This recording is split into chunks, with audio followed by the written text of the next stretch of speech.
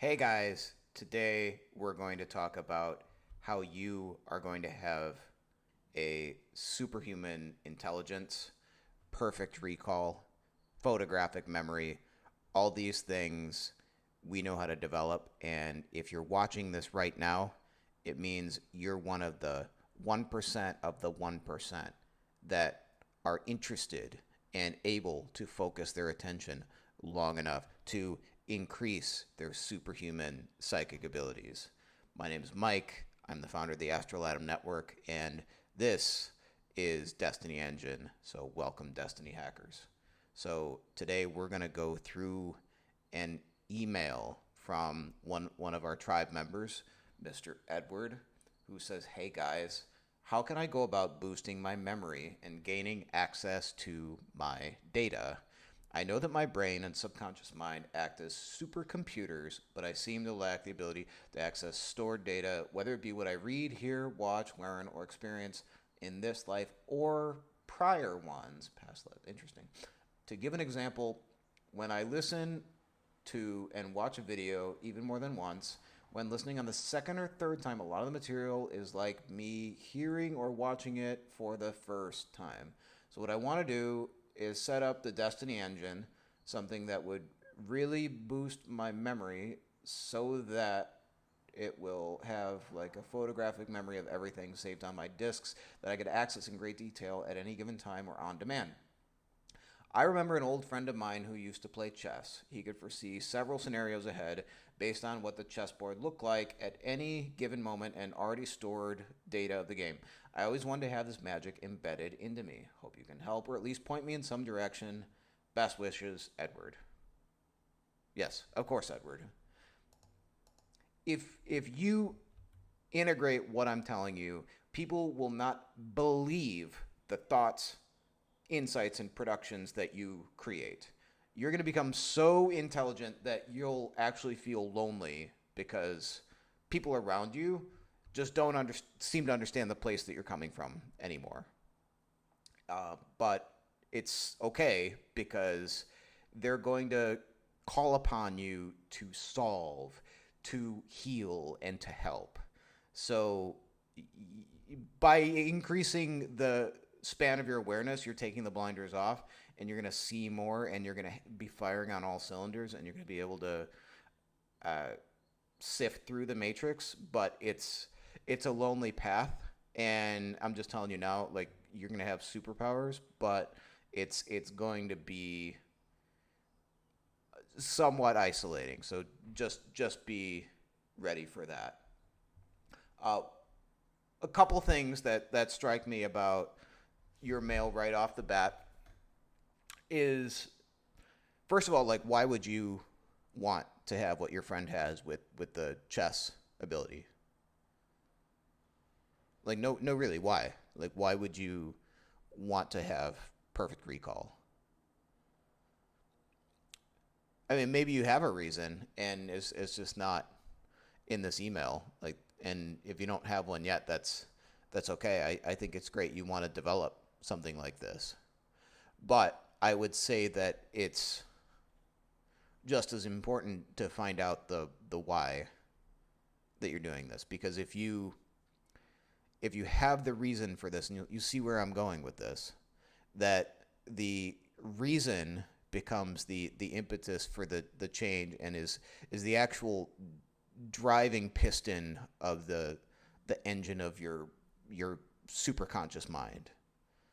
Because the reason is the motivation, the reason is the desire, and that desire is going to propel you forward. You need to become so zealous and so thrilled about life that you cannot help but recall.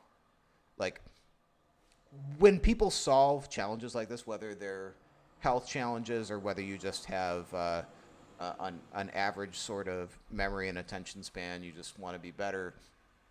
When people solve these types of problems, it actually opens up an opportunity to be better than everybody else, to be the best in your class. And this happened to me in a number of areas of my life. When I was in college, I was kind of fat, and after getting out of college and getting into the workforce and learning that I hated being in an office and having to do desk work. I started to research yoga, magic, mysticism, the occult, and took up breathwork. I went to Sadhguru's ashram in McMinnville, Tennessee. I got initiated into the Shambhavi Kriya, and that took me on a journey of breathwork.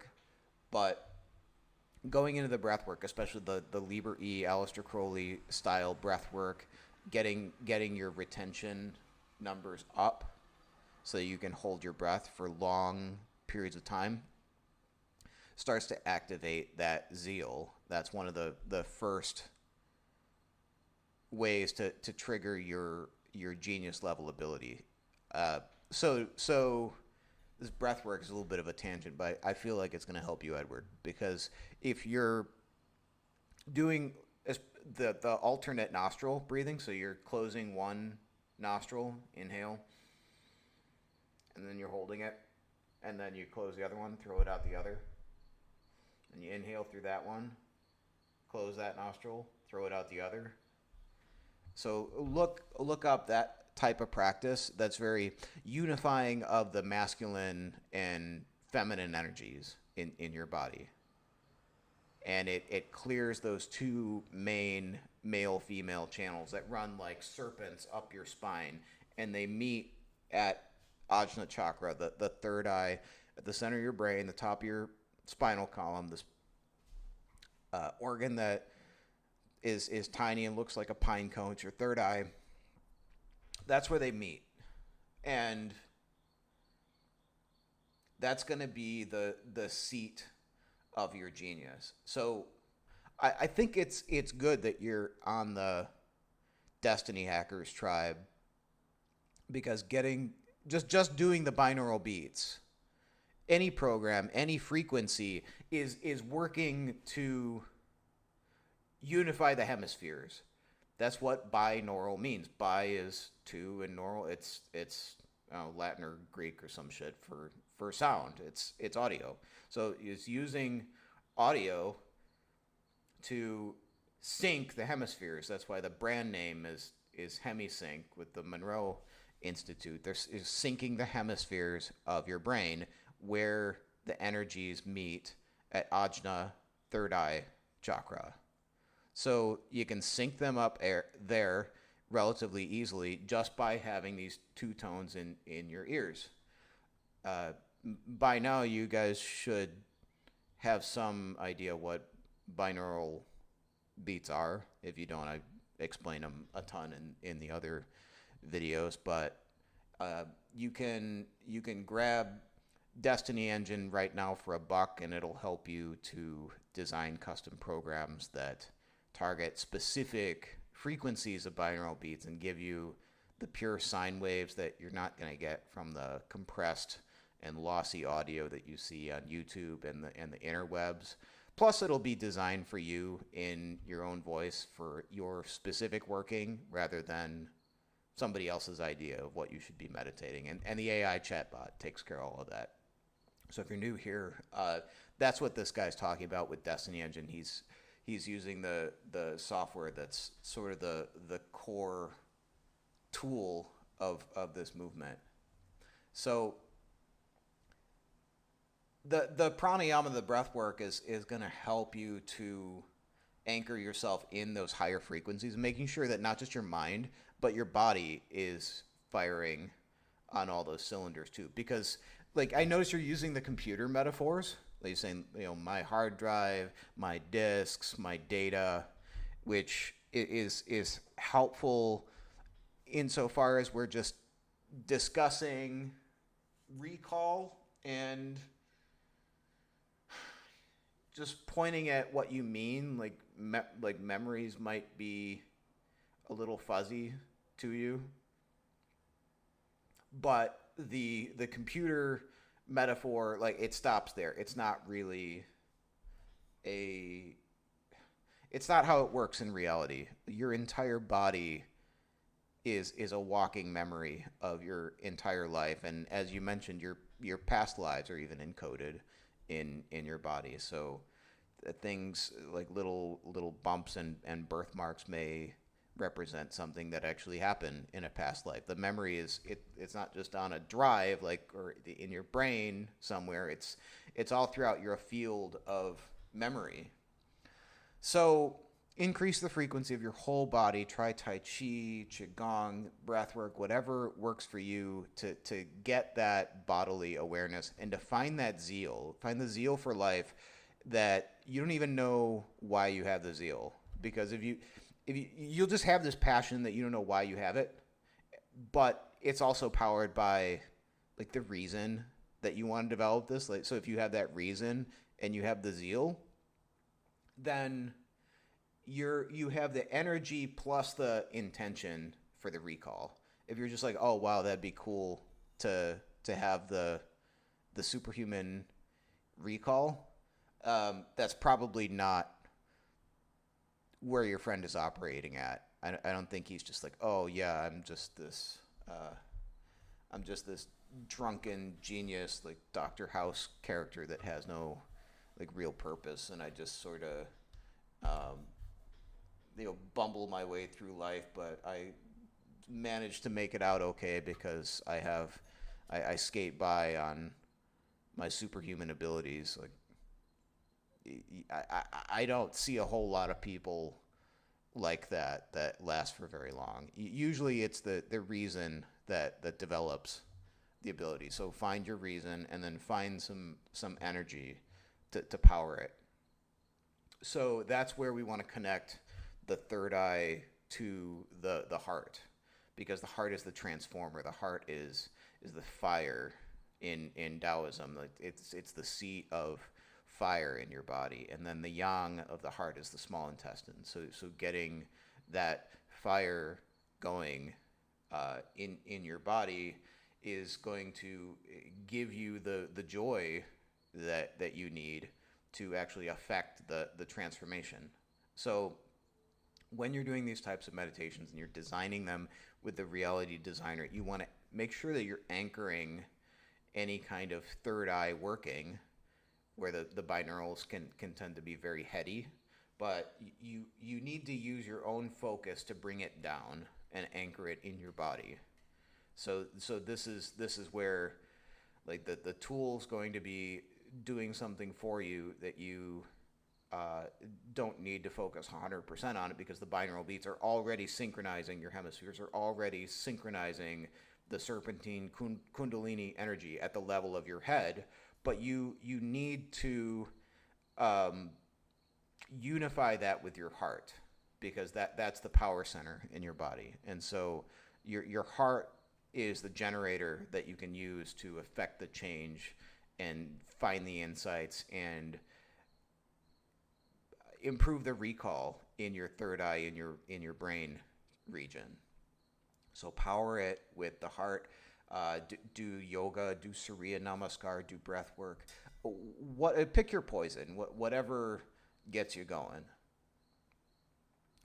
But yeah, like we're sort of talking about a confluence of genius and recall. Like if it was just a hard drive that we were talking about, it was just a computer, you could talk about a hard drive malfunction. You're like, well, the data's in there somewhere, but some of it got overwritten, or we lost the file descriptor, some shit like that. And we could say that if we were just able to forensically extract the data, or we were able to copy, like just swap out the hard drive, then we'd have no trouble accessing what we need to access when we need to access it. With the hard drive, there's some addressing scheme, and until AI, there was no semantic type of recall. Like you couldn't just pull up the files you needed based on an intention. You had to know the hexadecimal address of the files. So that's a bunch of jargon, but all that to say that in your body, your miracle body, your intention is driving the recall. It's pulling up to the surface exactly what you need at any given point in time. So if you wanted to, there's a Taoist exercise for this that if you want to develop some cross between remote viewing and perfect photographic recall, what they'll do is have you sit in meditation in perfect quiescent state and start to rewind your mind back to uh, just the few minutes before you sat for meditation. What were you doing? Uh, how did you wind up here? What did you have for breakfast? What did you do when you woke up this morning? And you keep going back. Like, all right, what did you dream about? Okay. And then you remember preparing to go to bed last night. And then do you remember what you had for dinner? And just every detail, every smell, just taking your time to see, hear, feel all the senses, your physical senses and their astral counterparts, just perfectly reconstructing everything from a few moments ago. And they take it back as far as their birth. And as you mentioned, the past lives, they keep going. They keep going back into the past lives to pull back more information. And they talk about this in Opening the Dragon Gate by it's a biography about Wang Liping, who's he might be the only surviving member of the Dragon Gate lineage of Taoist wizards. But that's one of the early exercises that they taught him, and that he teaches in.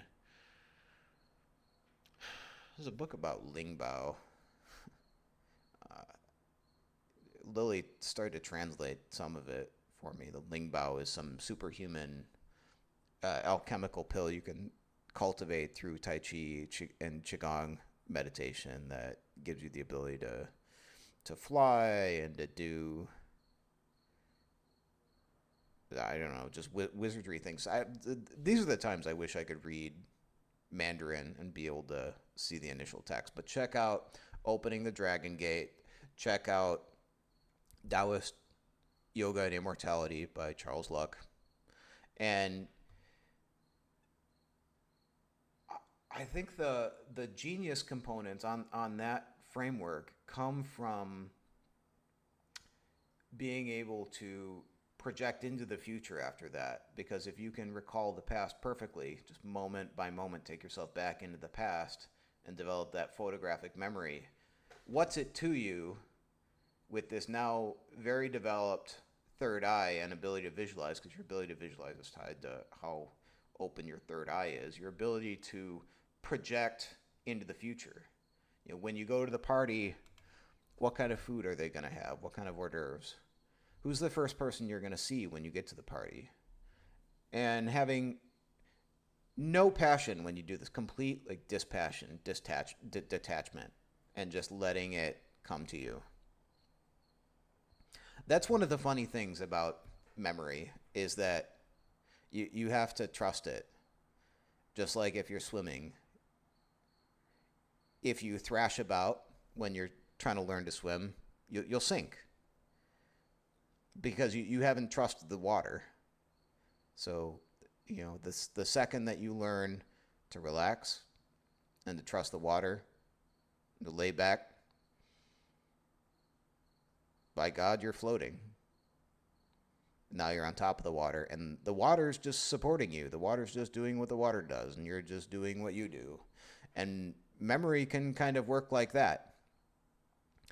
So you've probably noticed that if you're trying to remember a certain thing, you're like, God, like that phone number, or that, what was the name of that person? I forgot.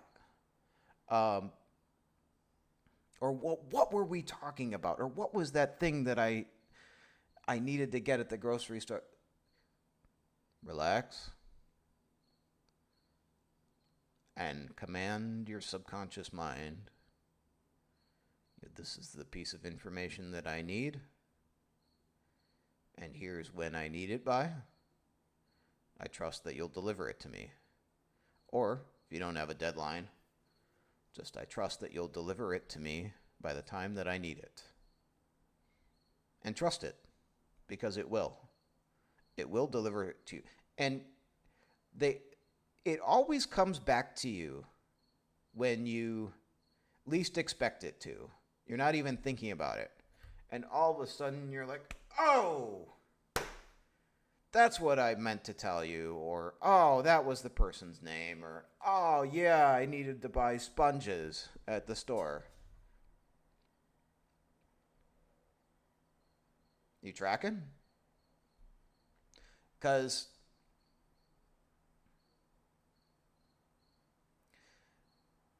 your subconscious mind really is a supercomputer, and calling it that honestly doesn't do it justice, because it don't work like a computer at all. It's driven by intentionality and thought and external influence and internal influence and diet and sleep. And God, make sure you're getting a good night's sleep. So that's when your brain does all that processing. You get it, because we're crossing a lot of area here. Like, this isn't just about recall. This is also about getting the information that you need for the purpose that you need it. I've had that experience with the chessboard that Edward talks about, where I was taking, it was legal at the time, it was called 2CE, and it was a hallucinogenic research chemical. And I took some, and I was playing chess with my roommate, and I all of a sudden developed this emotional investment in each of the pieces. I felt them come to life on another plane in my consciousness. And I felt their intentions, and I felt what they wanted, their goals, their hopes, their dreams for the future.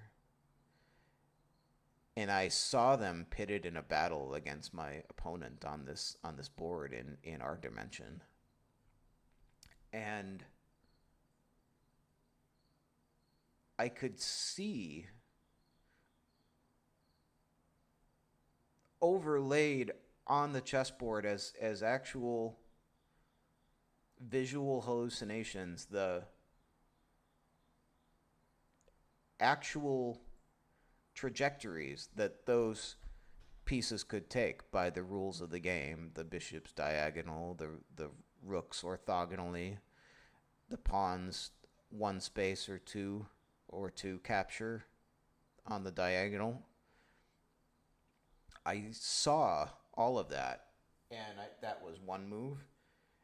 And I'm not the greatest at chess, but I could start to see the counter of my opponent, like what my roommate could do in each of those cases.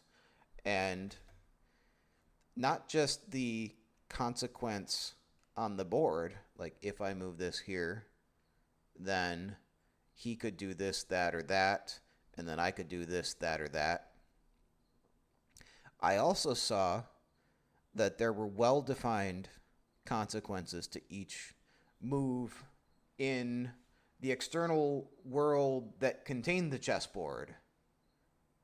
That there were moves to be made in the external world in response to the move that I would choose next on the chessboard.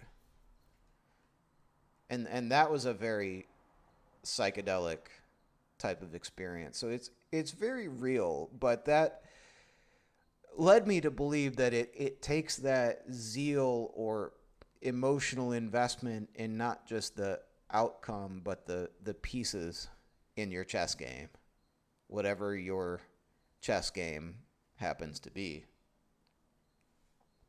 And real life tends to be more than just the rules of chess. It's sort of an open-ended chess plus poker plus Monopoly. Kind of sums up the Matrix, don't it? So to learn the rules of those games certainly gives you an advantage down here. But just the fact you're already using binaural beats is great. Like no matter the frequency, because they are that unifying force, connecting them with your heart, expanding the corpus callosum. You're synchronizing the brain waves in these two spheres. You're creating the coherence that you need already.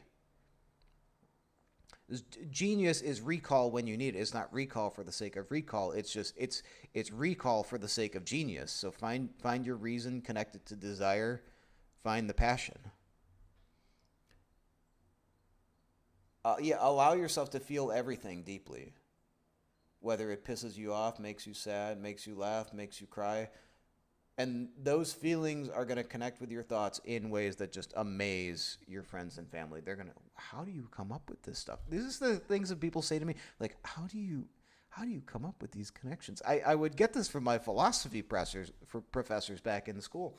You know, golly gee, like it's 9 o'clock in the morning. The rest of the class is asleep and just trying to make the grade. And like, how you're coming up with these things I've never heard of. And 40 years of being a philosophy professor. Well, I smoked some weed before your class. That's how. Just stimulate genius. Do what you can to stimulate genius. That's a little bit of a destructive way to stimulate genius. Maybe like once a week, smoke some pot. We were smoking some the other day. I can't believe it's legal now. In Illinois, unbelievable. Like we used to hide out in parking garages, and we're just sitting there at a little social gathering, just playing a game of imposter and lighting up and having fun and not looking over our shoulders. That was never my experience with this stuff, and it's truly a sacrament if you respect it. But use it every day. It's going to destroy your memory. But if we're talking specific frequency ranges,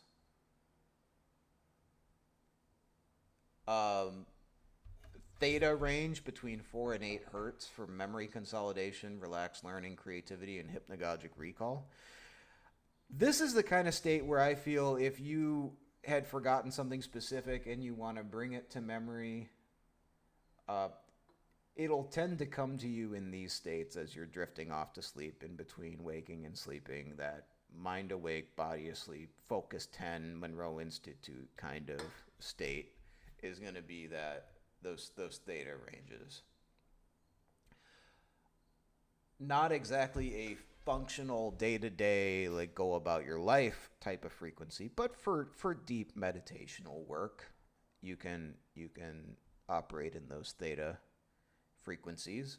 The alpha gateway between 8 and 12 hertz for absorbing new information, focus, calm, attentiveness, linked to attention span and working memory for study sessions. Yes, so you can access some of those genius level insights from the alpha state. It's super great for that. Beta for active recall. Like if you were studying, taking a test, you got to be locked in. You want to be just like firing, doing active work, math problems. But I'd say keep it to low beta so you don't burn out your brain.